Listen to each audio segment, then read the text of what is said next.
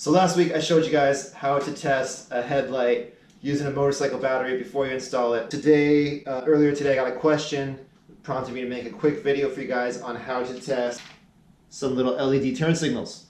Got a question from a reader who bought something very similar to this. His name was Mitch. It's gonna be his first time installing LED turn signals, and he just wanted to know if he can test these out before he installs them in case he runs into any issue, using the same strategy that I gave you guys for testing a motorcycle headlight. So again, really simple. Same thing we did last time. Grab a motorcycle battery. If you got a motorcycle, you probably already have one. Grab some wires. Put this up close for you guys to see. You're gonna take two bare ends.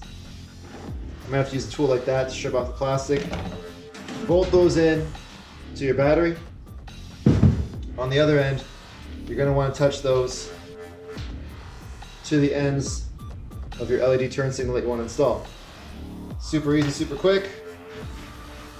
Touch those. Touch that.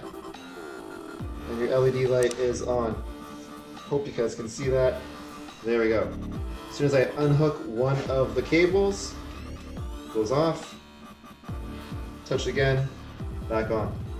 So that's it, super easy way of knowing if your LED turn signals are working or not, either before you install them, or if somewhere down the road your motorcycle turn signal stops working and you want to figure out whether it's your wiring harness or the bulb itself, or in this case, LED bulbs that are messed up.